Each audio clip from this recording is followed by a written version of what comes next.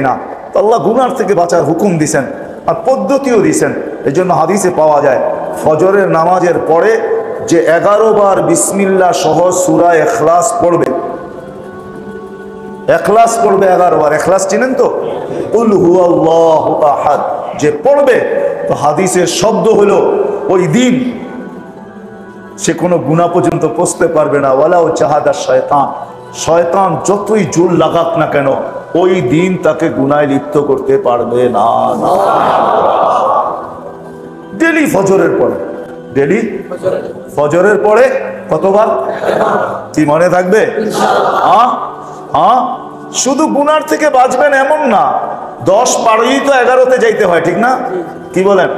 না 10 পারয়া যাইতে হয় না 11তে? না 10-এর আগেই 11? 10 পারয়া যাইতে হয়, ঠিক না? 10 বার যে সময় কমপ্লিট হবে জান্নাতে একটা বাড়িও কমপ্লিট হবে। শুধু গুনার থেকে বাঁচবেন না, জান্নাতে একটা বাড়িও কি কমপ্লিট হবে।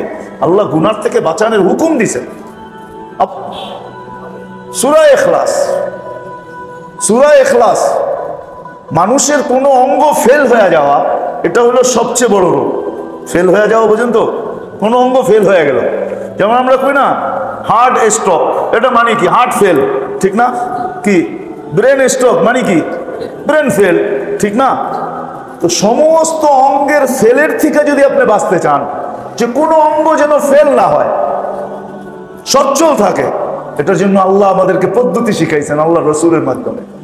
যে সকালবেলা উঠা তুমি সুবহানাল্লাহিল আযীম ওয়া বিহামদিহি ওয়ালা হাওলা ওয়ালা কুওয়াতা ইল্লা বিল্লাহ 3 বার পড়ো, তাইলে সন্ধ্যা পর্যন্ত তোমার কোনো অঙ্গ ফেল হবে না। কি হবে না? কি প্যারালাইসিসও তো ফেল হয়ে যায়, ঠিক না? হ্যাঁ, কোনো অঙ্গ ফেল হবে না, এই বডির কোনো অঙ্গ ফেল হবে না। কাজ কম করতে পারে কিন্তু ফেল হবে না, ফেল হবে না। সুবহানাল্লাহিল আযীম ওয়া বিহামদিহি ওয়ালা হাওলা ওয়ালা কুওয়াতা ইল্লা বিল্লাহ কয়বার? 3 বার, মাত্র 3 বার। হ্যাঁ, কত বড় মেডিসিন, ঠিক না? কি বলেন? হ্যাঁ, চোখ ফেল হবে না, কান ফেল হবে না, ব্রেন ফেল হবে না, হার্ট ফেল হবে না, হাত ফেল হবে না, পায়ের ফেল হবে না, কিডনি ফেল হবে না, লিভার ফেল হবে না, কোনো অঙ্গ ফেল হবে না, কোনো অঙ্গ ফেল হবে না, সব সচ্ছল থাকবে।